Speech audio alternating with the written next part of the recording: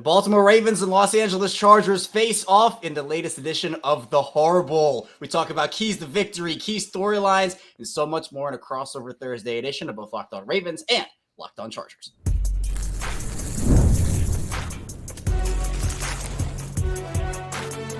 You are Locked On NFL Crossover, part of the Locked On Podcast Network. Your team every day. Welcome into another edition of both Locked On Ravens and Locked On Chargers. I am one of your hosts, Kevin Oestreicher of Locked On Ravens, and he is the other host here, David Drogemeyer of Locked On Chargers, and we're here on the Locked On Podcast Network, your team every day. Thank you so much for being here, making both Locked On Ravens and Locked On Chargers a part of your day and your first listen each and every single day, free and available for you on all podcasting platforms, including video form on YouTube, where you can like and subscribe to the channel. Also in audio form, you can follow along there as well for 5 days a week of Ravens and Chargers coverage. Today's episode of both Locked On Ravens and Locked On Chargers, this crossover Thursday, is presented by Prize Picks. Download the app and use code Locked On NFL to win $50 instantly when you play $5. David, I've been looking forward to this one really since it came out from the schedule makers, because we know the ties between these two teams, John Harbaugh and Jim Harbaugh. We know the brotherly connection they have. Chargers went out there. They got Joe Ortiz and a lot of former Ravens players to help them be on the path they are now. And now you're looking at two of the best teams in the AFC, in my opinion, duking it out in prime time, something that I think every NFL fan should be excited about. They absolutely should. This game right here has all of the things that you want, right? It has inside storylines. It has playoff implications. It has that family connection between the two brothers. And of course, Jim Harbaugh is saying, hey, yeah, we've exchanged pleasantries and hey, have a good week. But let's be honest here. Behind closed doors, there's nothing more that Jim Harbaugh wants than to get that W back from his brother, who obviously is up 2 games on little bro Jim. And hey, I'm the youngest of 7, and I am the youngest of 4 boys, 3 older brothers. Anytime any of my brothers beat me in anything, no matter what it was, I was trying to get that lick back, and I guarantee you Jim is looking to do the same. I'm the oldest of 3. It's me and my 2 brothers, so it's kind of poetic, right? Oldest on the Ravens, youngest on the Chargers. We kind of have that going here for both of us. But I think, David, when you look at this game, I've been telling everybody that this is a much bigger game than a lot of people are making it out to be, because obviously when you look at the standings, the Ravens and the Chargers both sitting in pretty prime wild card spots right now. And when you look at the Ravens side of things, we'll start there. I think the biggest thing offensively is what we saw last week against Pittsburgh. This has been a historic level offense for the majority of the season, but obviously they go to Pittsburgh last week and Lamar Jackson doesn't have a great game. They don't really get the run game going with Derrick Henry. They try to claw their way back after the defense does everything that they can to hold on. And then the 2-point conversion happens once they score a touchdown to try to tie the game. Derrick Henry not on the field, and they end up losing it. So essentially the storyline here for Baltimore is a bounce back game against the Chargers defense that certainly has playmakers on it. There's no shortage of talent on that Chargers defense. And when you talk about for Lamar Jackson in particular, there's so many different ways the defenses have to defend him. And one of the ways the defenses do a good job of that is if they have multiple stars that can do multiple different things, to not have as much manpower focused on 8 different things at once. So to me, you look at some of those Chargers playmakers on defense, and that's going to be a really cool matchup to watch, in my opinion. But the Ravens offense, I think, has to have a bounce back game in this one for themselves. They have too much talent on that offense to not do it, but it's just a matter of how. We saw that Chargers defense shut down the Bengals in the first half of their Sunday night game, but then the Bengals come roaring back in the second half, and the Chargers come out with a win. But there are a lot of ways that both these teams can win, a lot of ways that both these teams can lose. But the thing that I love is that both John and Jim have such belief in their quarterbacks. Obviously, John with Lamar, Jim with Justin. And hey, we heard Jim talk about Lamar, saying that, he's right up there with Justin as one of the greatest this NFL league has ever seen. And right now, Lamar, there's a lot of conversation about the MVP and what's going on. Is he going to win his third? Is he not? Josh Allen, all these other players. But offensively, the Ravens took a step back, but I don't that's not the norm with this group. The norm, I think, is more so what we've seen over the course of the season. And now it's up to the Chargers if they want to be able to, I guess, be on that other side of it with Pittsburgh. Can they stop the Ravens? That's the big question. It is definitely the big question, and the Ravens have, the most high-powered offense in the entire NFL as far as points per game is concerned. They're putting up 30 points every single time they go out there on average, and this is a team that you can't look at this offensively and say, oh, well, it's just a running quarterback, just make sure he'd stop his legs. We're not here. We're not there anymore. We're at 24 touchdowns to 5 interceptions for Lamar, to be accompanied with Derrick Henry, who's already over 1,100 yards rushing. So it really is pick your poison on the offensive side, right? So, you have to play contain. You have to make sure that you have somebody to spy Lamar Jackson, because obviously he's the most gifted running quarterback in probably the history of the National Football League. And so you have to respect that. You have to make sure that you have athletic guys to be able to combat against that, but also have the requisite toughness to go out there and the endurance to go out there and hit and drag down Derrick Henry however many times they tote the rock. The good thing for the Chargers is they have a top 11 run defense, and roughly top 11 pass defense. They're right up there towards, those type of metrics. So they do a very good job at limiting explosive plays in the passing game, and in the running game for that matter. So for the Chargers, they're really going to have to try to figure out one way. For me, it's definitely more fixed on stopping the run, because one thing I noticed is that when the Ravens don't run for 100 yards, they lose. And all 4 of their losses, they have run for less than 100 yards rushing. So definitely want to contain that running game as much as possible. Obviously, that's a lot easier said than done. Yeah, most definitely. And I think part of the allure of that Ravens run game, obviously being so dominant, is when they set it up properly, the play action game is just unbeatable, because you have to account for Derrick Henry and even the threat of Lamar with his legs when he decides to use them. But when that's not going, teams don't necessarily, they'll obviously respect Derrick Henry. There's always some, floor level of respect for both Derrick Henry and Lamar Jackson. But teams don't have to worry about it as much if it's not gashing them. And you don't have to bring those guys down in the box. You don't have to put as much manpower into that. So really big key for the Chargers, both obviously stop the run for the Ravens and also limit what Lamar Jackson can do with his arm over there. But defensively, David, the Ravens defense showed up for really what seemed like the first time in a close game all season against Pittsburgh. And now, look, I'll let you in on a secret. That Chargers offense is a lot better than that Steelers offense. That's just a little.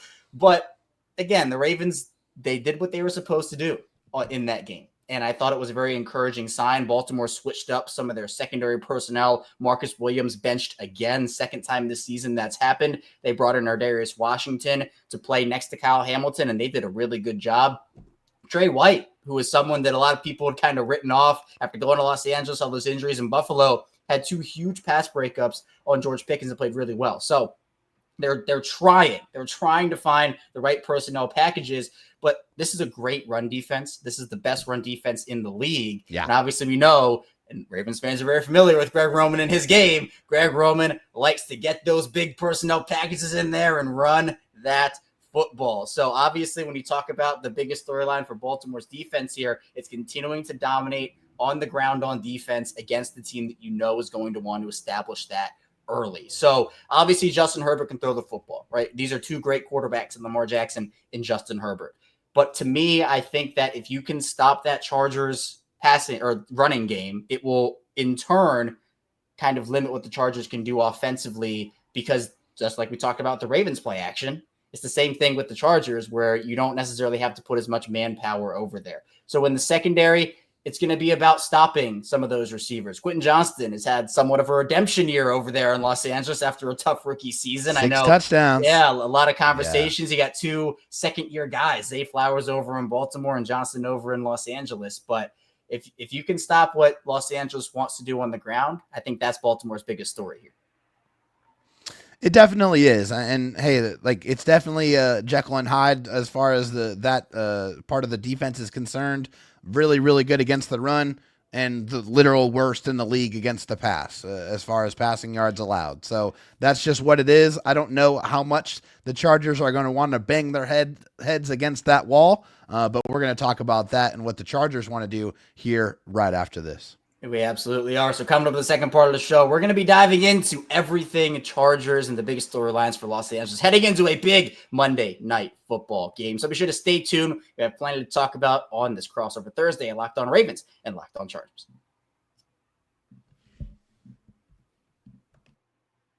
First, this show is brought to you by Built. Listen up, renters. Ever feel like you're stuck in this loop of rent payments, just watching your money vanish into thin air? It's frustrating, right? We've all been there, feeling like we're burning cash with those rent checks. But here's the deal. Built Rewards has figured out a way to make rent more rewarding. Say goodbye to the money bonfire and hello to a renter's revolution. With Built is breaking ground as a neighborhood rewards program that hooks you up with points on your rent. Every month, pay your rent and watch the Built points roll in. Use points to jet up on a dream vacation. Put your points towards a flight or hotel stay with 500 plus airlines and 700,000 plus hotels and properties. You can also use your points to book fitness studio classes, redeem them towards a future rent payment. They're designed to meet your lifestyle. Pay rent hassle-free through the Built Rewards app. Your rent game just got a major upgrade. Built points have been consistently ranked the highest value point currency by the Points Guy and Bankrate. Earn points by paying rent right now when you go to joinbuilt.com/LockedOnNFL. That's joinbuilt.com/LockedOnNFL. Make sure to use our URL so they know we sent you. Joinbuilt.com/LockedOnNFL to start earning points with your rent payments today. And this show is brought to you by FanDuel. And FanDuel has so many good things going on over there. You can get ready to tackle the NFL action with FanDuel, America's #1 sportsbook, because right now, new customers can bet $5 and get $150 in bonus bets if you win. The FanDuel Sportsbook app gives you everything you need to place live bets on the NFL all in one place. So to get 100 in the middle of the game, you can check out the latest stats, your live play-by-play, and so much more on the same page where you place your bets. Just visit FanDuel.com to join today or get started with $150 in bonus bets if you win your first $5 bet. That's FanDuel.com. Never waste a hunch and make every moment more at FanDuel, an official sportsbook partner of the NFL.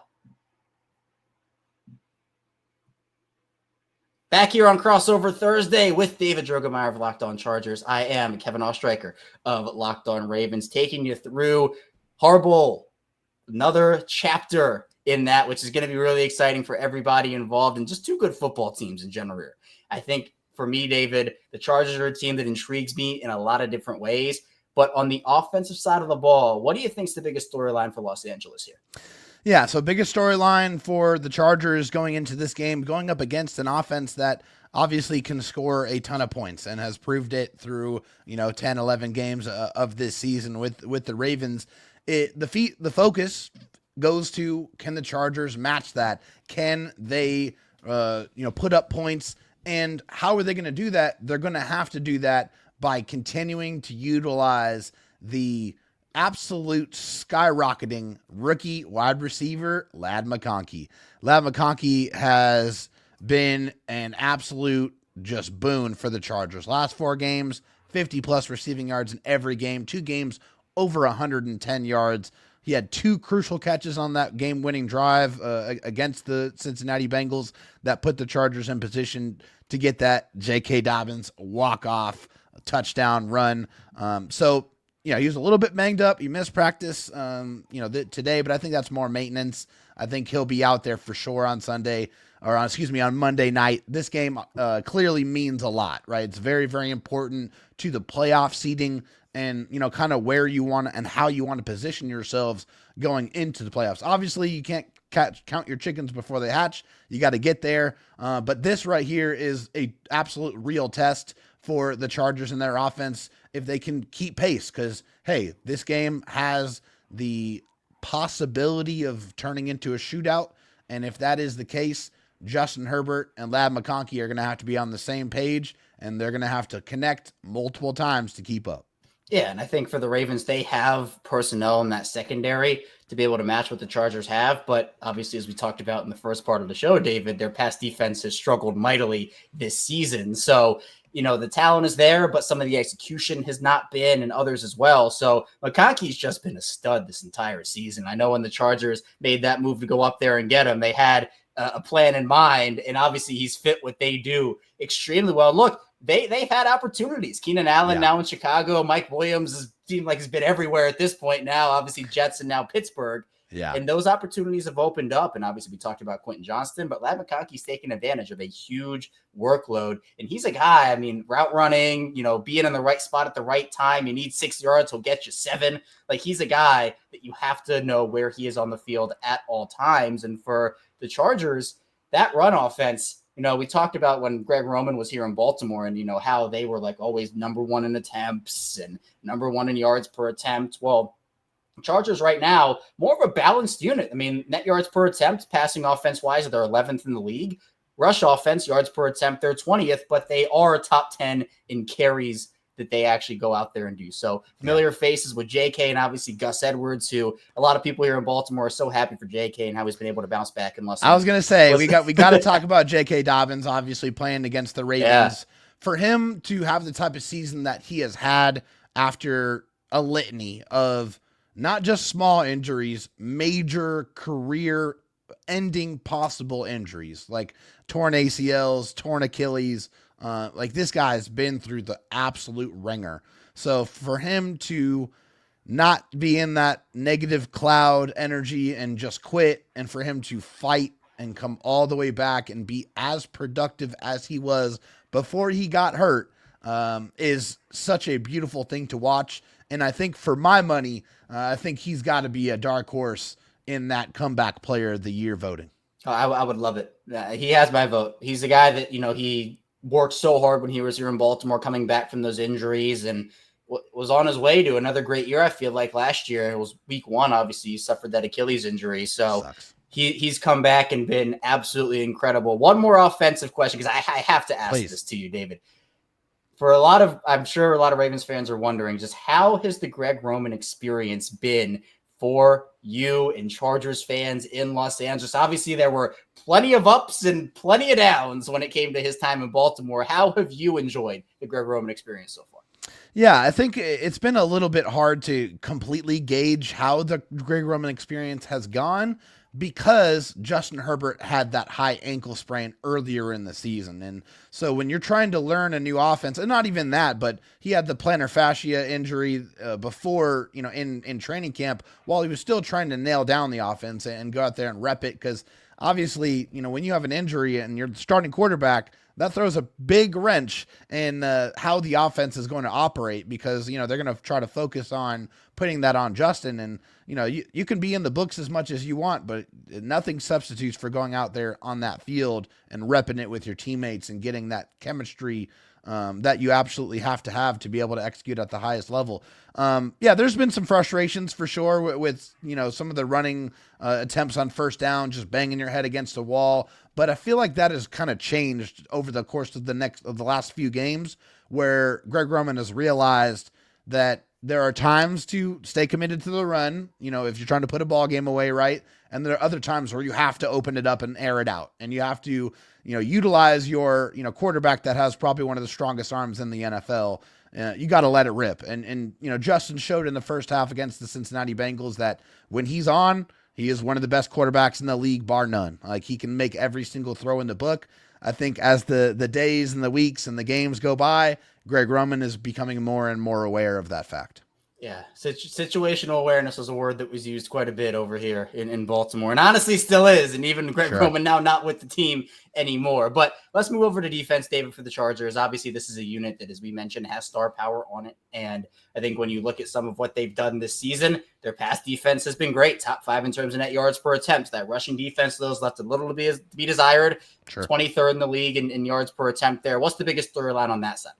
Yeah, but so the thing is with the Chargers is, they probably give up a little bit more rushing yards than people would appreciate or like, but they do an excellent job of limiting explosive plays. And so they keep that, two safety shell on the back end to really try to force the opposing offenses to get everything the hard way. It's the death by 1,000 paper cuts. Like, we'll let you dink and duck down the field. We're not going to let you go and get the big bomb. Like, we're going to try to do everything we can to try to limit that. And, the Chargers are a little bit banged up on the defensive side. Khalil Mack missed the last game with a groin injury. played the previous game, but only played 4 snaps. So for the better part of 2 weeks, he's been out. So we'll see if he's going to be able to come back.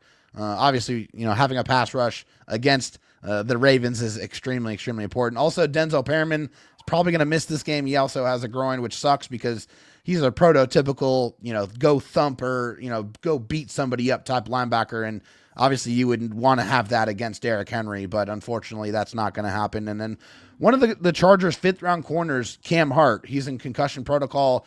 He has played way better than anybody ever expected, and he was thrust right into the starting lineup and forced to go out there and do exactly what he has had to do. And fortunately for the Chargers, he's played extremely well. We'll see if he's going to be able to make it through concussion protocol to play on Monday night. And then the pass rush, Joey Bosa had 8 pressures in the last game. The first time that he played more than 50 snaps the entire season. He's had to deal with some different ailments, but looks like he's healthy.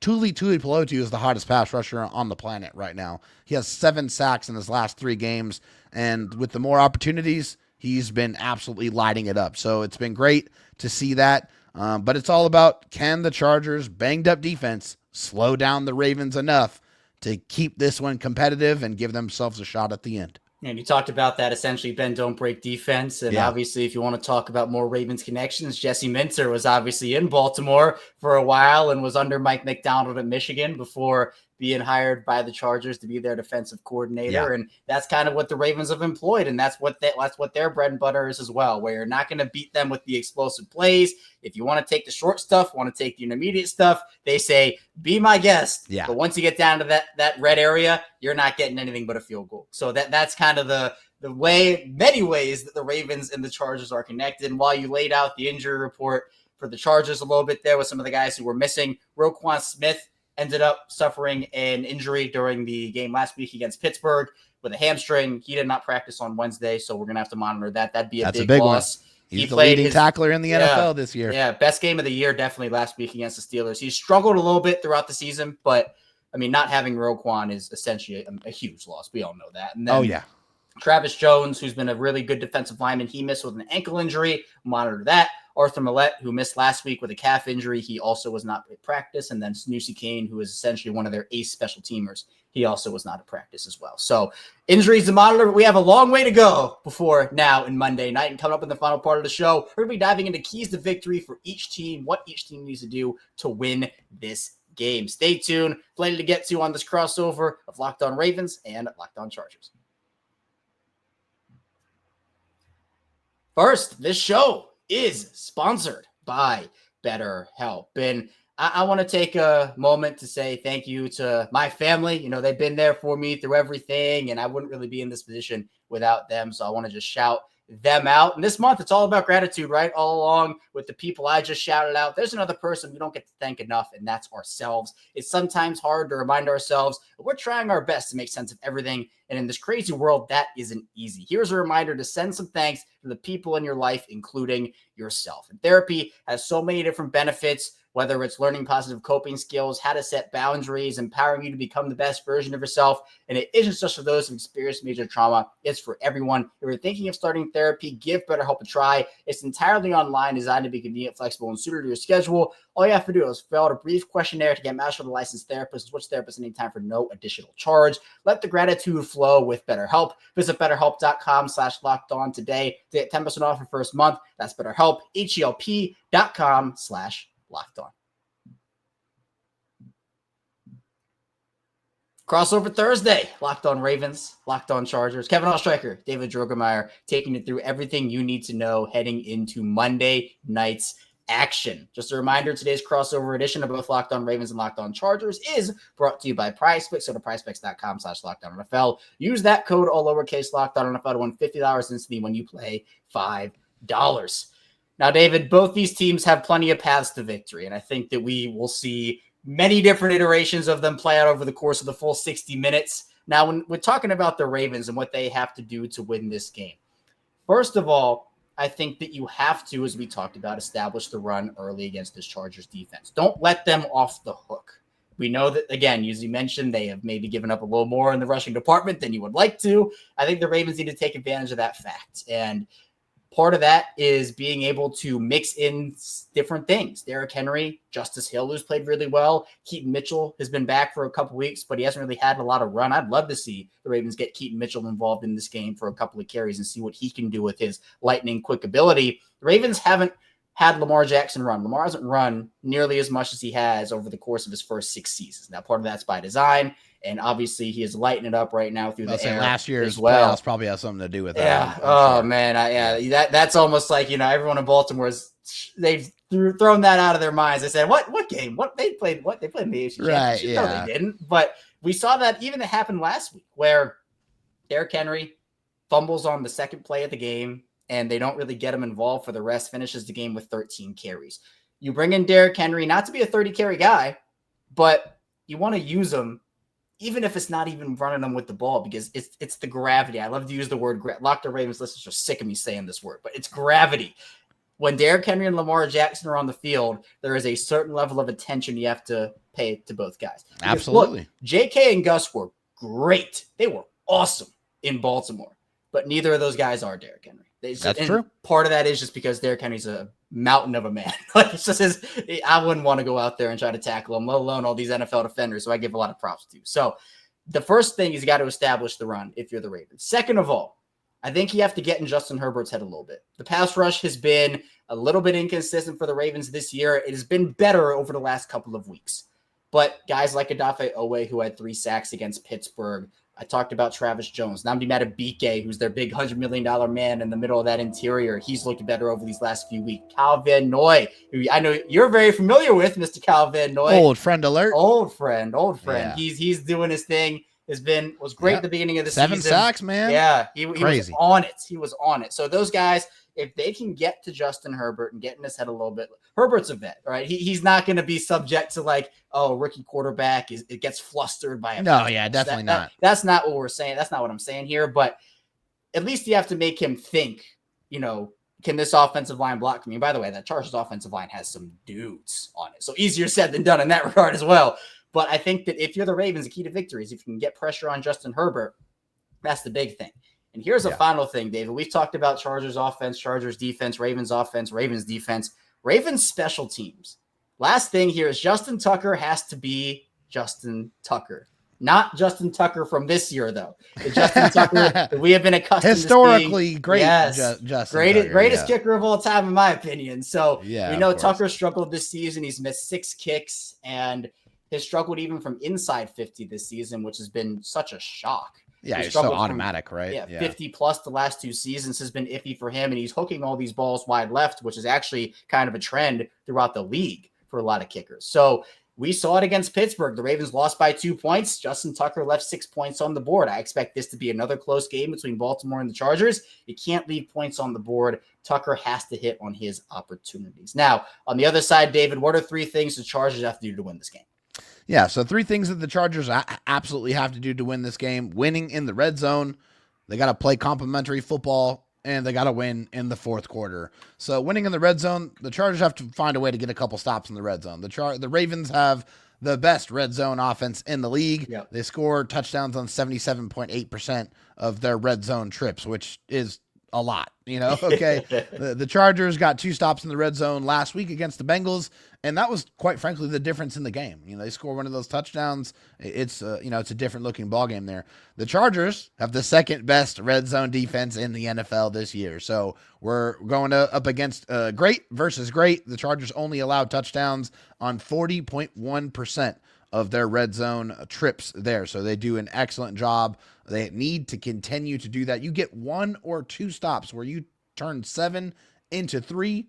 Those are winning plays in matchups like this where your margin for error is so razor thin. This right here in the middle of the season on a Monday night, this is a playoff caliber game. Don't get me wrong, okay? So you need to play playoff caliber football, which means you got to be as close to perfect as possible, which leads me to my next thing, playing complementary football. The Chargers offense needs to help the defense against this offense. The Chargers can't afford any of those offensive droughts that we've seen in the second half of games. They need to put together consistent scoring drives in the second half And of course, they need the defense to force a turnover, get an interception, force a fumble. You got to be able to get the ball back, create a short field for your offense, and then win in the fourth quarter. Last week, the Chargers started great. They dominated the first half, but they gave up